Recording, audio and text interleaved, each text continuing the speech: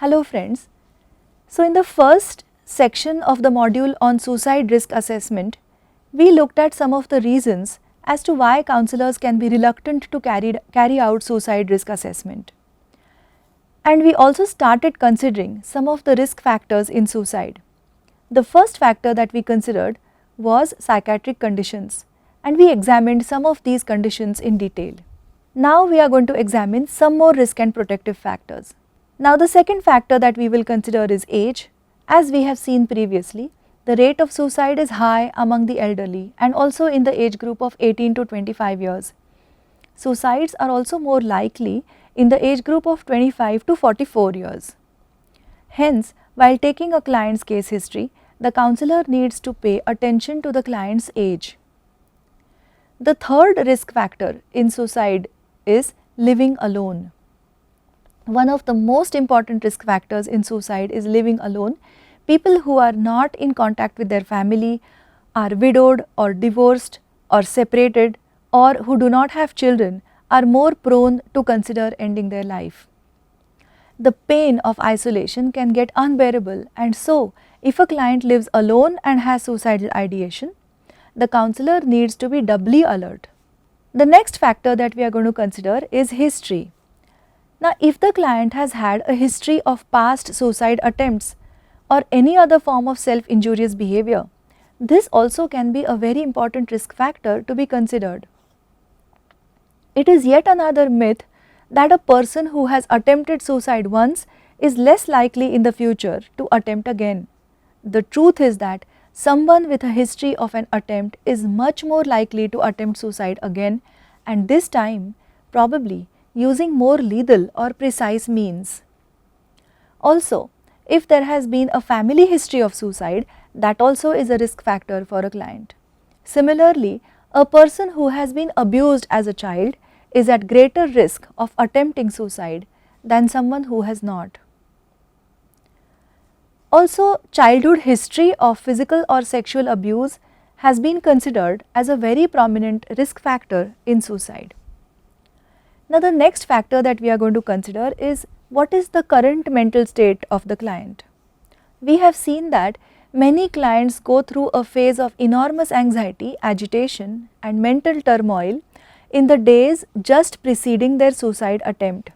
Hence, if a client expresses feeling these feelings or talks about feeling no joy or pleasure in living anymore, or extreme hopelessness about the future, these must be considered as red flags.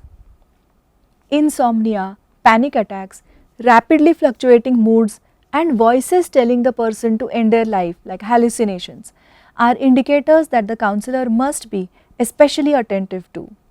The next factor is recent life events. While taking a client's case history, it is important to consider the impact of recent life events such as the ending of a loving relationship, unemployment, or the client being dissatisfied with therapy. In the days that follow a negative life event such as loss, clients are much more likely to feel depressed and also their ability to enjoy life is greatly reduced. Understandably, in such an emotional state, they are prone to think suicidal thoughts. What is more surprising, however, is that even sudden or abrupt clinical change, even if positive, may actually herald suicidal thinking. That means, if a client reports suddenly feeling great after a long span of depression, this may actually be a risk factor. The next factor that we are going to consider is preparedness. While carrying out suicide risk assessment, the counselor needs to know if the client has made concrete plans to end their life. The client having clear ideas about when, where and how they are going to kill themselves indicates the greatest risk for suicide. The counselor needs to ask direct questions about how accessible the means of suicide are for the client. For example, if a client plans to end their life with an overdose of pills, whether those pills are stocked at the client's house needs to be ascertained. The client having easy access to their chosen means like having a car to drive off a cliff or having a gun or a rope to hang themselves are indicators that they are at high risk. Finally, incarceration. Many of the suicides are committed by people who have been in prisons or involuntarily committed in mental hospitals. After having studied these factors, let us now look at some of the protective factors in suicide risk assessment. The first factor is responsibility to family, children or others. Perhaps the single most important factor that can help a person to drive away suicidal thoughts is their commitment towards their family, children, partner or friends. If a client is well connected to family and community, there is much more likelihood that they will stop themselves from translating their suicidal thoughts into action. The second protective factor is hope for the future. Clients who might be going through a bad phase currently will in all likelihood be able to survive it and emerge stronger from a crisis if they feel that that phase is going to end at some point and if they look forward to life.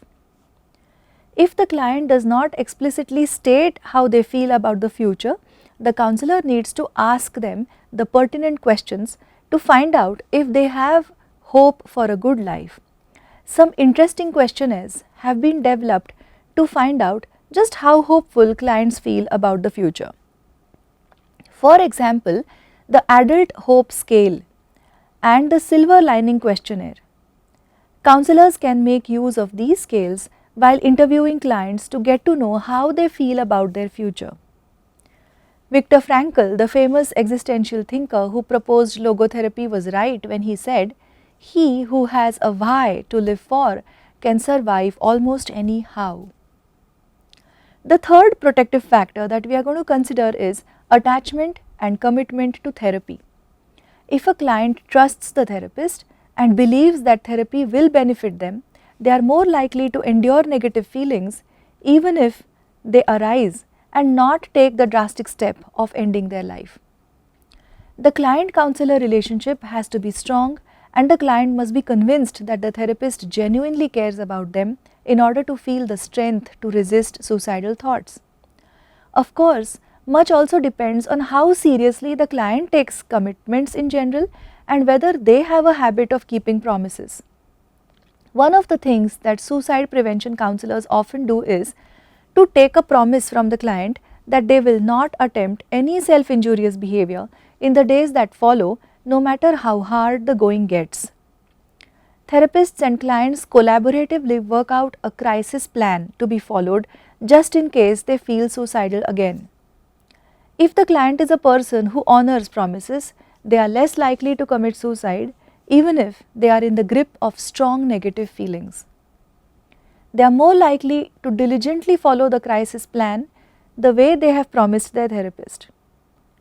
Also, if the therapist is accessible and has promised to stay in contact, it is definitely a huge protective factor. One more protective factor that we are going to consider is the beliefs that the clients hold. Now, the beliefs that clients hold about suicide influence whether they actually decide to act on their impulses. A client who has strong religious beliefs or who believes that it is immoral to end one's own life is less likely to commit suicide. A client who believes that it is unfair for their family if they quit is also less likely to end their life even if they are in the midst of severe life difficulties. A client who believes that committing suicide is like accepting defeat, they may also resist the temptation. We have considered risk and protective factors in some detail now. At this point, let us check if we can point out risk and protective factors in a hypothetical client's case. I will be reading out this case to you all friends. You can also read it in your mind alongside with me, and you can also make notes while you are doing that and then point out the risk and protective factors in this case. Let us read the case. Soham is a 20-year-old student who is in his second year of B.Tech. He should have been in the fourth year, but he has failed for 2 years. His grades began to drop in the later part of the first year and he found the technical subjects extremely difficult. Due to huge number of backlogs, he had to be detained in his second year. For a student who had never had poor grades in school, this was a big setback. Having younger classmates in college made him feel ashamed, disconnected and alone. The fees that his parents had paid for his education also made him feel guilty and inadequate. He is listless.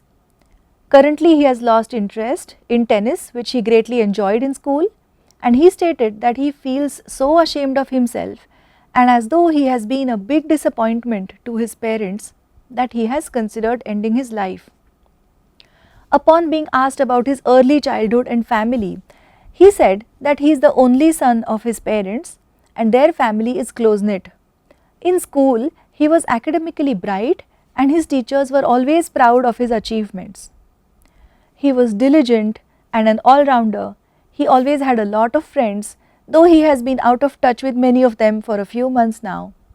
He did not want to pursue his B.Tech degree, but he joined the program on his father's insistence. His inclination was interior designing, but his father thought otherwise.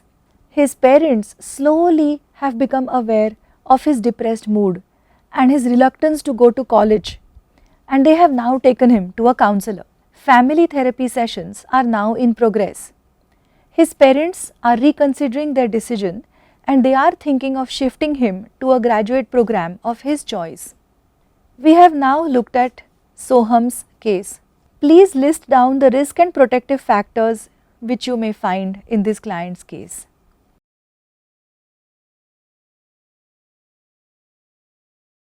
Okay, so the risk factors are age. If you look at Soham, he is 20 years old, that age group which is most vulnerable for suicide.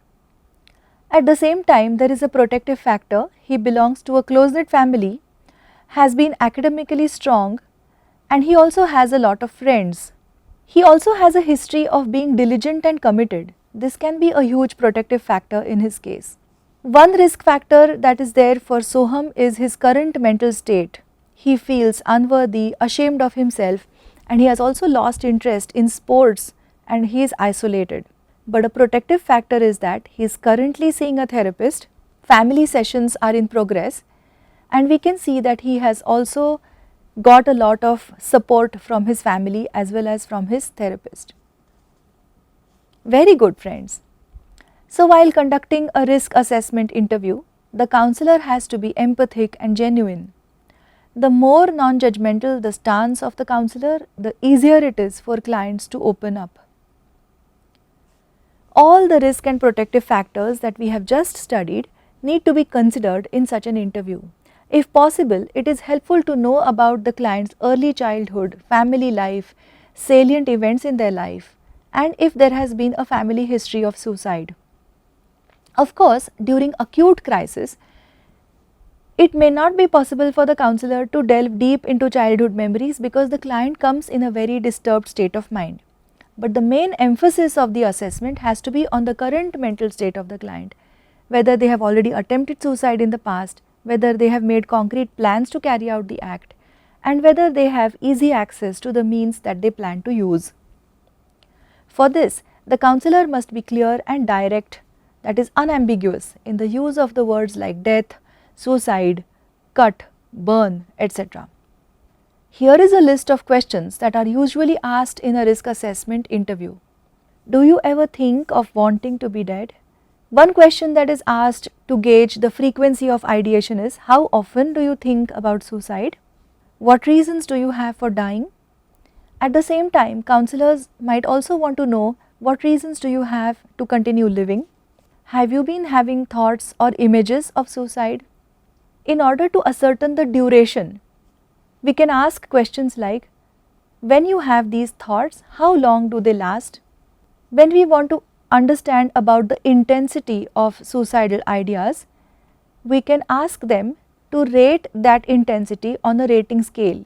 How strong is your intent to kill yourself? On a scale of 0 to 10, where 0 indicates no risk and 10 indicates highest risk. When counselors want to ask about specified plans and they are looking for vividness and detail, they ask questions like, do you have a plan for how would you kill yourself? Then look at the means and opportunity. Do you have the means like the pills or a gun, etc.? Do you think you will have an opportunity to do this? Have you made preparations for a suicide attempt, like buying pills or buying rope, etc.? Do you know when you expect to use your plan? Also, when clients describe how they are feeling, there are some usages of language that counselors should be alert to and consider as warning signs of an impending suicide attempt. If clients say any of the following or similar things, it has to be carefully noted. For example, I don't see any point in continuing any longer. I think my family members would be better off without me. I do not feel connected to anyone anymore. I feel dark, as though there is only darkness around me, the use of the word darkness. I constantly feel as though there is this dark black mass in my heart, and I cannot stand myself anymore. So, these are some of the language usages that people with suicidal ideation often use. Apart from asking open-ended questions as a part of the risk assessment interview, counselors often make use of questionnaires to assess suicide risk. Some useful instruments to assess suicide risk are Reasons for Living in Inventory by Linehan and colleagues, 1983, Suicidal Behaviors Questionnaire revised, again Linehan, 1996, and Suicide Attempt Self-Injury Interview, Linehan and colleagues in 2006. After conducting a thorough assessment, the counselor arrives at a judgment of likelihood of a suicide attempt. Clients can be rated as low, moderate or high risk. A table showing exactly what constitutes the level of risk looks like this. When a client has had no prior attempts of suicide, there has also been no family history of suicide attempts, and the client is highly committed to people, they may be categorized as low risk. A client who has had recurrent thoughts of killing themselves, they have also probably gone through negative life events such as recently faced a loss of a relationship, but they are also probably scared of killing themselves. Even if they consider those thoughts, they can be considered as moderate risk, whereas when a client has a definite psychological problem, they have also had prior attempts of suicide, they have had probably a family history of suicide, and they talk about definite plans and preparations of implementing the action, combined with having no connections with family or friends and also the presence of negative life events, such clients can be categorized as high risk clients. If a risk assessment interview is skillfully conducted, it has a lot of benefits. The client feels understood, supported, and also feels that there is a ray of hope. The counselor gets an idea of the client's strengths and weaknesses and what needs to be worked on in their counseling sessions. The counselor gets to know if the client has had a diagnosis of a mental disorder in the past, which is again helpful in informing the course of action. It is beneficial for the counselor to know about the client's sense of self, their levels of perceived self-confidence, and their feelings of competence in solving their life problems. For the client, a well-conducted interview gives them an idea of how counseling sessions are going to progress. They also become aware of the ethics of informed consent, confidentiality, and also the limits to confidentiality. In a risk assessment interview, the client is given information about how everything that transpires between them and their counselor is going to be treated with utmost care, and no information will be given out to anyone, but that confidentiality agreement also has its own limits. The client is informed that in case they pose a danger to themselves or others, the counselor may reveal their information to someone else, such as their psychiatrist, their doctor, a family member, or the legal system. But before doing that, the counselor takes the consent of the client, that is, whether the client agrees that this information can be shared with these members. A whole list of questions which can be asked in a risk assessment interview, as well as a transcript of a suicide risk assessment interview, appears in Herson and Thomas's book Handbook of Clinical Interviewing with Adults. So friends, here we come to the end of the second module on suicide risk assessment. In this module, we looked at some of the risk and protective factors and also some of the questions that can be asked in order to carry out a good suicide risk assessment interview. Thank you.